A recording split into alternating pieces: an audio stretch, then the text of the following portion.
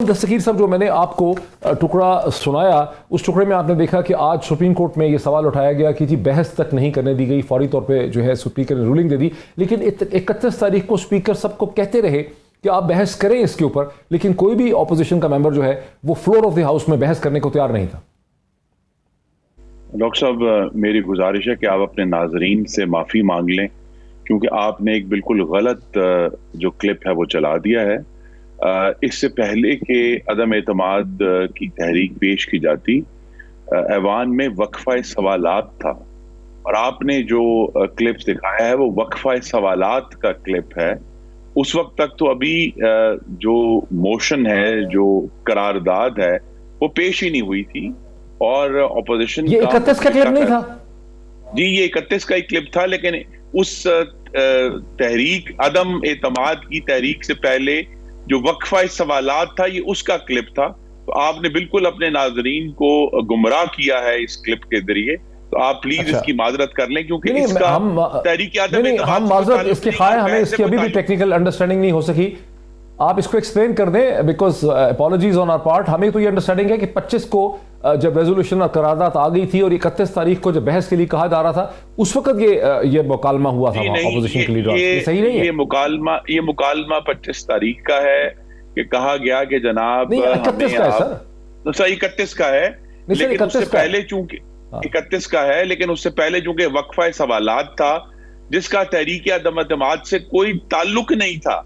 तो तहरीक वो जब सवालात चूंकि बहुत सारे मेंबरान ने जमा कराए होते हैं, तो मुत्तहिदा अपोजिशन का ये फैसला था कि आज हम अपने सवालात पर इसरार करने की बजाय हम स्पीकर से यही इस्तदा करेंगे कि आप वोट ऑफ नो कॉन्फिडेंस पर बहस करवाएं, वोट करवाएं और आगे चलें। हम वक्फा सवालात में आज जो है उससे आगे बढ़ना चाहते हैं। तो ये जो है, ये स्पीकर की तरफ से किसी भी तरह दावत नहीं थी बहस देने की। ये तो स्पीकर जो है वो एक एक नंबर करके सवाल पढ़ते जा रहे थे कि जी सवाल नंबर 179 जनाब रोहिल असगर शेख साहब, सवाल नंबर 201 तायरा औरंगजेब साहिबा, सवाल नंबर 215 शाजिया मरी साहिबा। तो इन सब का ताल्लुक अदम एतमाद पर बहस की दावत नहीं थी।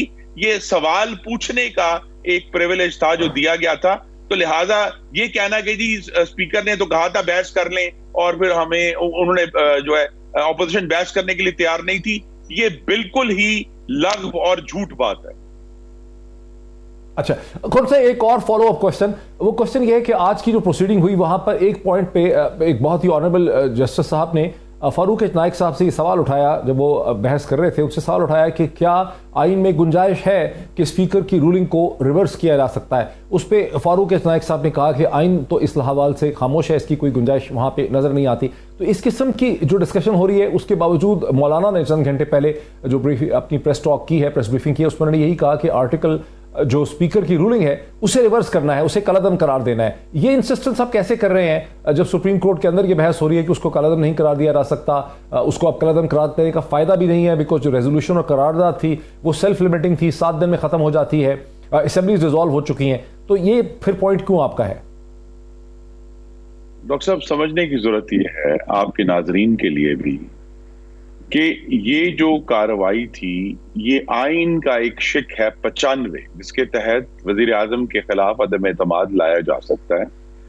और वो जो शिक है, जब वो करारदाद पेश की गई और उस पर उसको एक्सेप्ट हो गई, वह मोशन जो है वो एक्सेप्ट हो गया, तो उसके बाद इसका मतलब है कि आइन का की जो शिक नंबर 95 है उस पर अमल दरामद शुरू हो चुका था और उसको अब एक हमने मंतकी अंजाम तक पहुंचाना था। 3 तारीख को, कल के दिन, एक बिल्कुल ही जो अनरिलेटेड, लाताल्लुक किस्म की जो एक शिक है आइन की, जो जिसको इन्वोक किया गया कि जी आप जरा गौर तो फरमाइए कि वहां मांगा क्या गया। उन्होंने कहा कि जी आइन की शिक कहती है कि आप पाकिस्तान के वफादार रहेंगे। ये जो पूरी अदम एतमाद है जिसको 197 लोगों की हिमायत हासिल है, ये एक बैरूनी साजिश है, पाकिस्तान के खिलाफ साजिश है, लिहाजा इसको खत्म किया जाए। तो स्पीकर ने जो पहले ही लिख कर लाए हुए थे उन्होंने वो 2 सेकंड में उसको पढ़ा और वो वहां से फरार हो गए। ये कोई प्रोसीजरल इशू नहीं है। प्रोसीजरल इश्यूज के ऊपर कि मतलब मैंने जो है वो स्पीकर से कहा कि मुझे वक्त दें, स्पीकर ने मुझे वक्त नहीं दिया तो मैं कोर्ट में चला जाऊंगी, स्पीकर ने मुझे वक्त नहीं दिया, तो वहां अदालत का जो दायरा कार है वो बहुत ही महदूद है। जहां एक आईनी शिक की इंटरप्रिटेशन है जो कि बिल्कुल ही गलत तरीके से की गई, जो मोशन था वो भी लगव और गलत था, स्पीकर की रूलिंग भी गलत थी। तो जहां आइन की इंटरप्रिटेशन होगी जो कि सुप्रीम कोर्ट का इख्तियार है, वहां सुप्रीम कोर्ट को ये इख्तियार हासिल है कि वो देखिए कि स्पीकर ने किस तरह अचानक आइन की शिक 5 उठाकर शिक 95 को ओवर रूल कर दिया। ये सवाल दोनों से बड़े मुश्किल मुझे सवाल पूछने, खास करके सेनेटर वलीद इकबाल साहब को तो मैं पहले कह रहा हूं कि अपनी सीट पर जो है ज़रा अच्छी तरह से टाइट कर लें, लेकिन पहले आगाज़ करते हैं खुर्रम दस्तगीर साहब। खुर्रम दस्तगीर साहब, इसकी दिलचस्प बात यह है कि दिसंबर 2020 में प्रेसिडेंट इलेक्ट जो बाइडन ये कह रहे हैं, हालांकि 2016 में जब प्रेसिडेंट बाइडन ओबामा एडमिनिस्ट्रेशन का हिस्सा थे तो तुर्की में फ़ौज को इस्तेमाल करके अर्दोगान की हुकूमत ख़त्म करने के लिए एक मिलिट्री कू करवाया गया जो फेल हो गया। यहाँ पे बाइडन ये कह रहे हैं कि कू नहीं करना है नाउ, उन्होंने कहा कि अब कू करना नहीं है, अब हमारी अप्रोच ये है कि ऑपोजिशन को हमने सपोर्ट करना है और इलेक्टोरल प्रोसेस के ज़रिए हमने अर्दोगान को हटाना है। इस पे आपका क्या रद्द-ए-अमल है? जो लोग कहते हैं कि जिस तरह अगर बाइडन की मेंटालिटी और थिंकिंग ही यही, उनका माइंड ही यही है, यही चीज़ वो पाकिस्तान में कर रहे हैं। डॉक्टर साहब, मेरी आपसे गुजारिश है कि आप एक थ्योरी को इस्तेमाल कर रहे हैं 198 अरकान कौमी असेंबली को गद्दार करार देने के लिए। Is this what you are doing? I take exception to this. ये क्या तरीकेकार है कि अगर सिर्फ एक हुकूमत ने बगैर किसी एक लग और झूठे मरासले की बुनियाद पर एक पूरी कहानी खड़ी कर दी है और आपने मुझे जोसेफ बाइडन सुना दिया। जोसेफ बाइडन से मेरा कोई ताल्लुक नहीं है। मैं उन 198 अरकान में शामिल हूं जो कल इमरान खान के खिलाफ अदम एतमाद का आईनी और कानूनी और जमहूरी वोट देना चाहते थे। मैं गद्दार नहीं हूं, वो मेरे 197 लोग गद्दार नहीं है। हमने किसी से पैसे नहीं लिए। आप मजाक कर रहे हैं कौम के साथ। ये क्या तरीकेकार है कि जनाब आप गौर तो करें कि कल जो करारदाद हुकूमत की थी जिसके ऊपर स्पीकर की रूलिंग थी, स्पीकर की रूलिंग ने 198 अरकान को बैरूनी साजिश का हिस्सा करार दिया और मैं उस पर सख्त तरीन एहतजाज करता हूं कि बगैर किसी सबूत के, बगैर शवाहिद के, यहां तक कि नेशनल सिक्योरिटी कमेटी ने अपने इलामिये में किसी साजिश का जिक्र नहीं किया, किसी फॉरेन फंडिंग का जिक्र नहीं किया, ये तक नहीं कहा कि इसकी तफ्तीश करवाएं, और सिर्फ ये कहा कि वो जो हमारा पुराना तरीकेकार है सफारतकारी का कि जी आप एक डेमार्श भेज दें वॉशिंगटन में और इस्लामाबाद में। लेकिन ये क्या तरीकेकार है? आपने जो बाइडन का जो क्लिप सुनाया है उसका 198 अरकान असेंबली से क्या ताल्लुक है? क्या एविडेंस है? कहां से? आप बताएं ना मुझे कि आप आवाम को गुमराह कर रहे हैं। हमने अपना आईनी ये हो सकता है हम दोबारा भी करेंगे। क्या ये मुमकिन है? करेंगे क्योंकि इमरान खान फाशिस्ट है और मुझे दुख से कहना पड़ेगा डॉक्टर साहब, आप फाशिस्ट लोगों के जो लग्व और गलत थ्योरियां हैं उसको आवाम को गुमराह कर रहे हैं, प्रोपेगेट कर। I am very disappointed. अच्छा, क्या ये मुमकिन है कि 198 लोग नहीं पैसे लिए जोसेफ बाइडन से? आप मुझे बता देना आपके पास क्या एविडेंस है जिसकी बुनियाद पे आपने क्या ये मुमकिन है? पैसे लिए? क्या ये मुमकिन है कि 198 नहीं लेकिन चंद? I take volleyball exception to this। अगले क्वेश्चन पे तो आने दें। आप कौम के 198 मुख्तलिफ नुमाइंदों कह दें इन्होंने जोसेफ बाइडन से पैसे लिए, ये क्या तरीकेकार है? अच्छा, ये फिर इस पे फिर वलीद साहब का रिस्पांस ले लें बिकॉज उनकी तरफ से आया है। वलीद साहब, खुर्रम दस्तगीर साहब की बात में वजन है कि स्पीकर ने एक ही जुम्बिश में सारे 198, मैं तो यही पूछना चाह रहा था उनसे कि हो सकता है 198 ना हो, चंद लोगों की तरफ इशारा हो, लेकिन वो यही समझ रहे हैं कि उनके समेत 198 लोगों पर यह इल्जाम लगा दिया है डिप्टी स्पीकर ने। खुर्रम साहब को मैं देख तो नहीं सकता क्योंकि मैं स्टूडियो में नहीं हूँ जी सर। आज आपका वो चैनल भी नजर नहीं आ रहा मॉनिटर पे, लेकिन वो बहुत जज्बाती हो गए हैं। अभी मैं वैसे इत्तेफाक की बात है पीरजादा साहब कि मैं अभी जब प्रोग्राम की तरफ आ ही रहा था अभी तो my wife told me don't get angry. वो ये कह रही थी, उनका ख्याल था कि आजकल रोज़े हैं और वो सारा सिलसिला है तो लोगों के वो जज्बात बहुत ज़्यादा या वो शुगर लेवल की वजह से या जो भी है।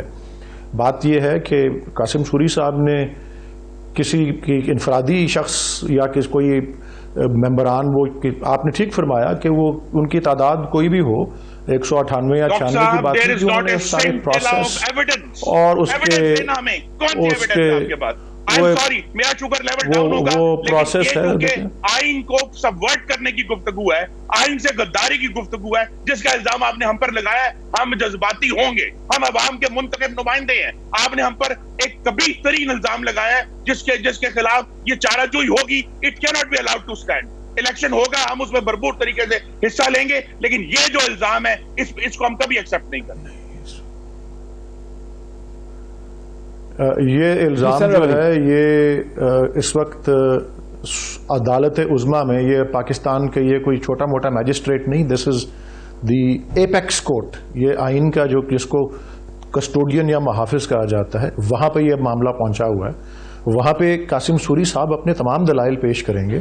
وہاں نیشنل سیکیورٹی کاؤنسل کی میٹنگ کے جو منٹس ہیں، وہ تو مراسلہ تو ہے، وہ تو جنرل سی بات تھی پبلک کے لیے، لیکن جو اس کے منٹس ہیں اور کیا کچھ زیر غور آیا اور کس وقت یہ اطلاع ملی کہ اس طرح کی گفتگو ہو رہی ہے اباؤٹ عمران خان صاحب کہ وہ اب وزیر اعظم اگر رہیں یا نہ رہیں تو اس کے کیا نتائج ہو سکتے ہیں، اس کی کیا ڈیٹ ہے، اور پھر نو کانفیڈنس ایک پروسیس کو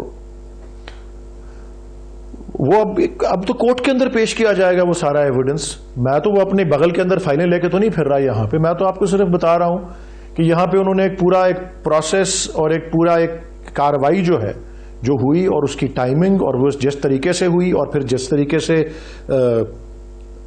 اس کو تو آپ انکار نہیں کرتے کہ 18 یا 20 یا 22 یا 16 یا 14 جتنے بھی ہیں وہ پی ٹی آئی کے ٹکٹ پہ الیکٹ ہو کے لوگ آئے ہوئے، اور وہ اپنا خچروں اور بھیڑوں اور گھوڑوں اور گدھوں کی طرح جو ہے وہ بکر منڈی جس طرح ہوتی ہے اس طرح وہ ٹریڈ ہو کے اس طرف چلے گئے. وہ یہ سارے شواہد جو ہیں یہ اس کا حصہ. پھر جس طرح سے الائز کو ادھر سے ادھر کیا گیا، ادھر وہ جا رہے ہیں ادھر وہ جا رہے ہیں، ایک دن کچھ کہہ رہے ہیں ایک دن کچھ کہہ رہے ہیں، اور وہ اس میں یہ ساری کراسنگ آف دا فلور اور آئین کے آرٹیکل 63 کی بھی جو دھجیاں اڑی، وہ جو ہیں آئین کی دھجیاں نہیں اڑ رہی، صرف ڈپٹی اسپیکر ہی دھجیاں اڑا رہے ہیں آئین کی. اس لیے بڑی ایک سلیکٹیو سی ریڈنگ جو ہے وہ آئین کی وہی سوٹ کرتی ہے آپ کو. عمومی دیکھنا ایک بڑا مشکل سوال ہے آپ کے لیے جی سر ولید اقبال صاحب، اب آپ کے لیے ایک بڑا مشکل سوال ہے. آج 4 اپریل ہے. 4 اپریل 1979 کو 1979 میں آج کی تاریخ میں Zulfikar Ali Bhutto twice elected prime minister of Pakistan کو سپریم کورٹ کے حکم پہ، ایک ملٹری ڈکٹیٹر کی موجودگی میں حکومت تھی، انہیں پھانسی دے دی گئی راولپنڈی میں. اسے پاکستان کی تاریخ میں جوڈیشل مرڈر کے حیثیت سے یاد کیا جاتا ہے. اس پہ اوپینین کنونس ہے کہ پی این اے کی جو موومنٹ اس وقت تھی، اس پہ پاکستان کے کم از کم لٹریچر میں کنسنسس ہے کہ وہ ایک American funded, American supported movement تھی. آپ کے پرائم منسٹر نے، آپ کی جماعت نے امریکہ کے خلاف، اور پھر اس کے بعد ایک امپورٹنٹ چیز یہ ہے کہ محترمہ بے نظیر بھٹو جب 1986 میں واپس پاکستان آئیں، ہوم کمنگ ان کی ہوئی، تو اس وقت بھی وہ امریکہ کے اپروول سے ہی آئیں، اور انہوں نے آ کے اپنی پارٹی کا جتنا لیفٹ ونگ تھا، لیفٹ گارڈ تھا، سوشلسٹ ونگ تھا، اس کو انہوں نے پس پشت کیا، اس کو نکال دیا، سائڈ پہ کر دیا، اور ایک نئی پیپلز پارٹی جو سینٹر پہ، رائٹ آف دا سینٹر تھی، اس کو انہوں نے کریٹ کیا.